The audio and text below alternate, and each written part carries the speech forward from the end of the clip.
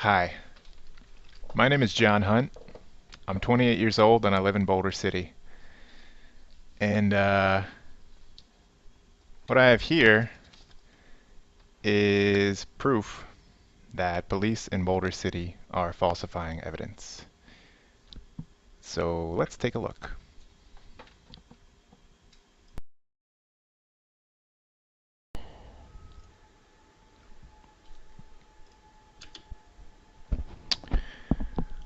Okay, so here we have the surveillance video which captures the beginning of this incident. You can see me walking over to the crosswalk right now, and the video skips a bit.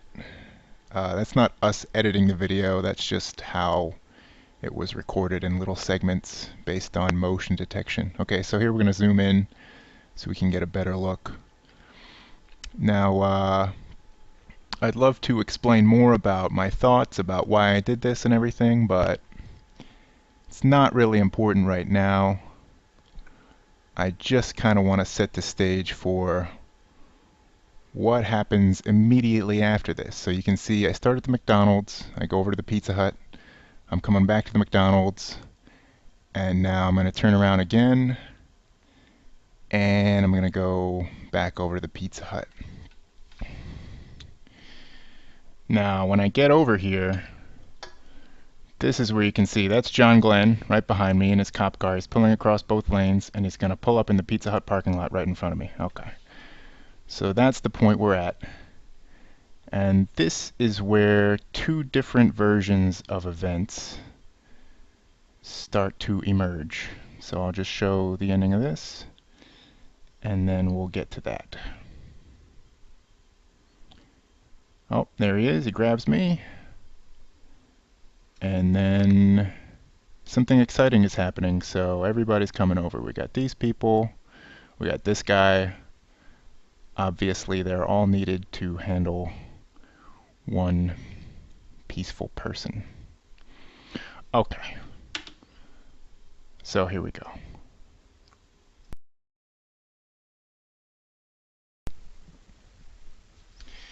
So what I want to do here is I want to give my version of events, how I remember them, which is the version I've always told every single time from the moment my dad bailed me out of jail, and every time since then, because that's what's actually happened. And then we'll go to the tape and we'll see what happened on the tape, and then we'll take a look at this nice little report which proves that the tape has been cut to pieces and very heavily edited. So let's get started.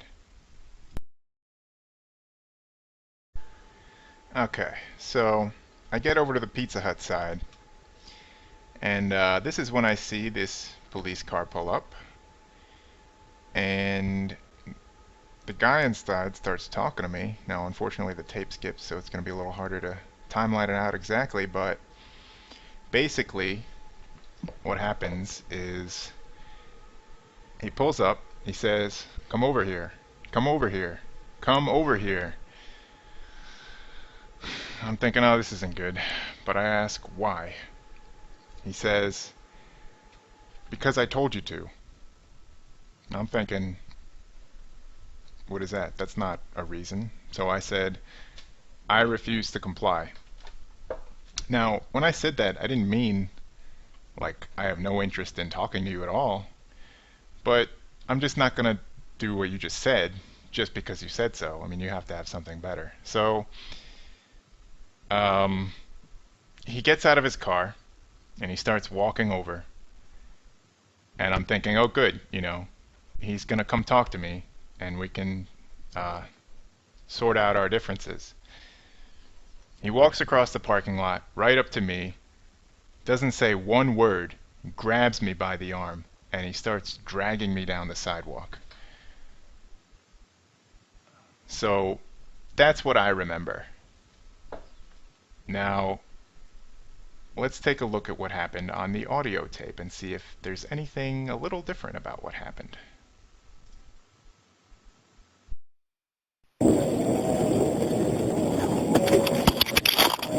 Step over here. Step over here. Come here. Come here.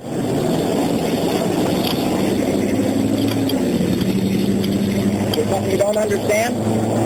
Okay, step to the front of my patrol car right now. All right. Turn around, put your hands behind your back.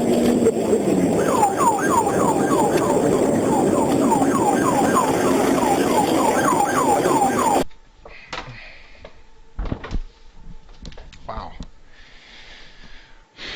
So that's just kind of weird, huh? Because the way I remember it was like pretty different than what you just heard, right?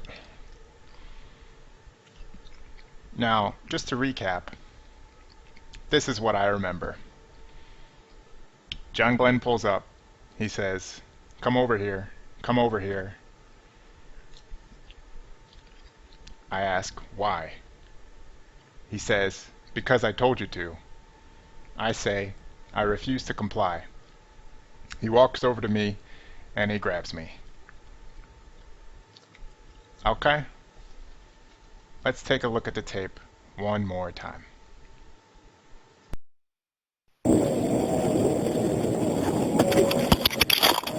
Step over here. Step over here. Come here. Come here.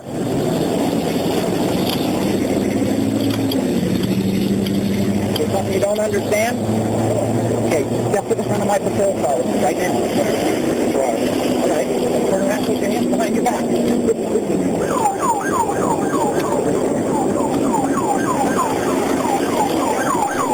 Wow.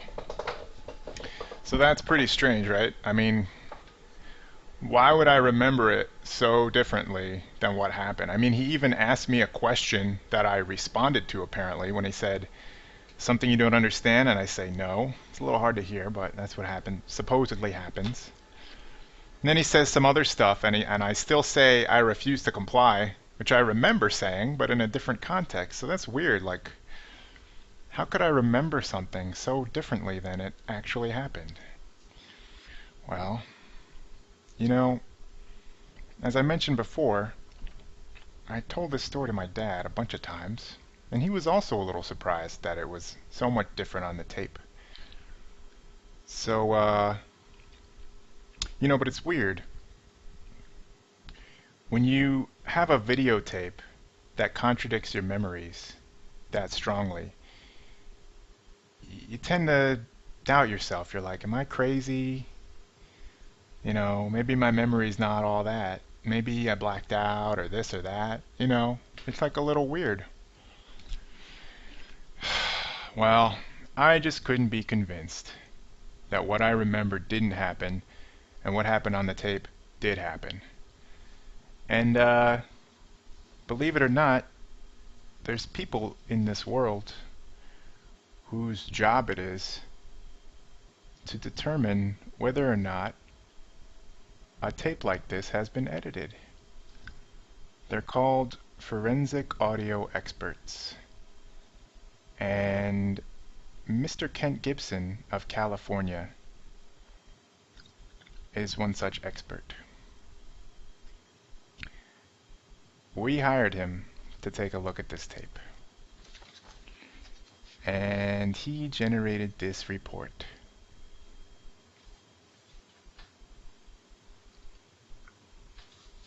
So let's look at the report.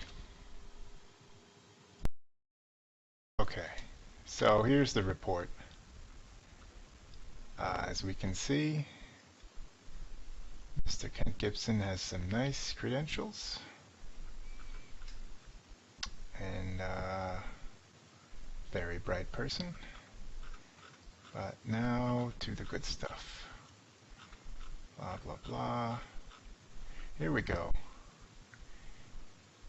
At least 6 places where the audio goes to 0 or drops out, which could also be identified as place where there is very likely an edit.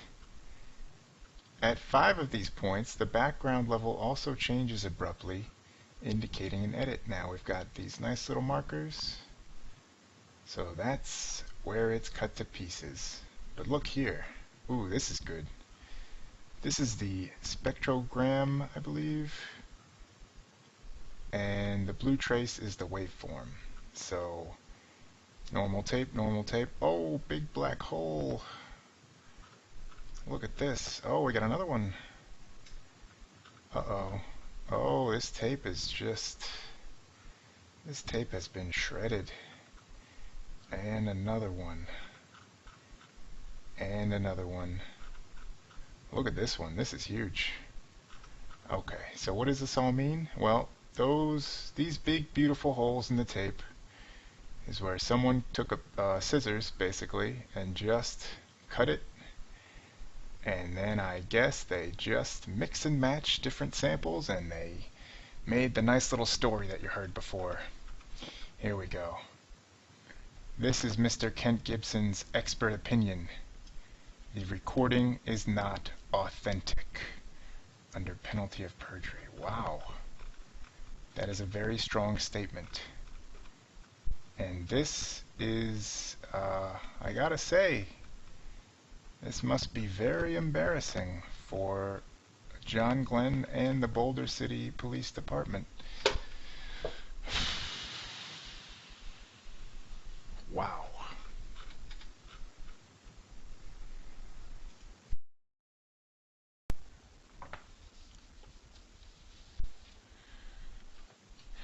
So here's the scenario we have. John Glenn is falsifying evidence, or he knows that someone else is doing it for him. The reason I know that is because of one little detail in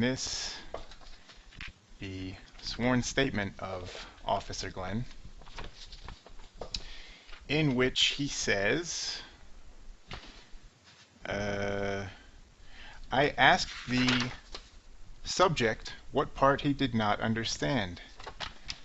Now, that never happened in real life, but it happened on the audio tape, and it happens in the report that John Glenn swore under penalty of perjury to be true. So John Glenn knows about this, or he's doing it himself. Either one.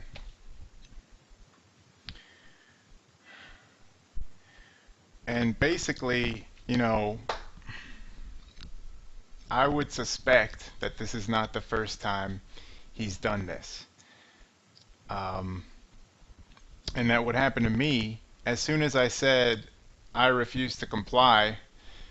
A little light bulb went off in his head and said, okay, I got all I need to make the video look however I want, so now I just have a green light to do whatever I want. So I'm just gonna grab this guy and make it look later like he was fighting with me so I can frame him for a crime.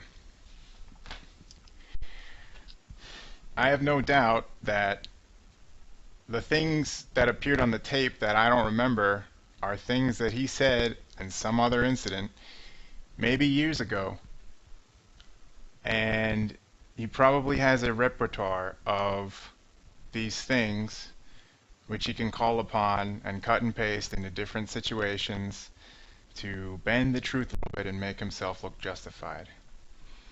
I would bet that if you saw all the reports of all of his arrests, you would see certain phrases appear over and over again, just like I asked him what he didn't understand, or anything else like that. So that's the scenario in Boulder City. And you know, I don't know who else is doing it. Maybe it's just him, maybe it's the whole department. I don't know, and right now nobody knows. What I do know, and what I think everyone can conclude, is that the existence of this report, and I guess my testimony as well, casts a serious shadow of doubt onto any piece of evidence that goes through that courtroom until such time as John Glenn has been forced to resign. I mean, there's no way that you can believe anything this department does right now. And here it is. Here's the proof. So this guy's got to go. You know, I also would think that there's a lot of convictions that stand right now that could probably do with a second look, that were based on tampering of any kind, but especially of video evidence. And there may be people in jail right now who shouldn't be there because of what this guy and whoever's helping him have been doing.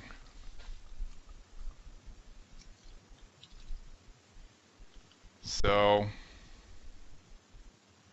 that's it. That's the real story. That's what actually happened that day. And I will tell it up and down till Judgment Day because it's the truth. Thank you.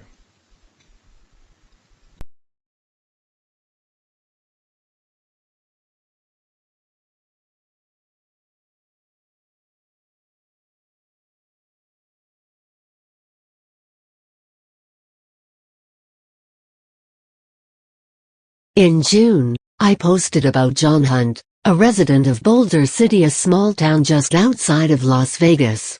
In June, Hunt had been arrested by Sergeant John Glenn of the Boulder City Police Department on charges of failing to yield as a pedestrian and resisting arrest.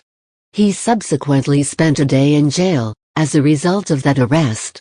As you can see in the original post and the YouTube video embedded below by his lawyer, Stephen Stubbs, when his trial date came, the prosecutor dropped the charges because Sergeant Glenn was actually caught contradicting his sworn testimony, that is, committing the crime of perjury, on the dash camera video.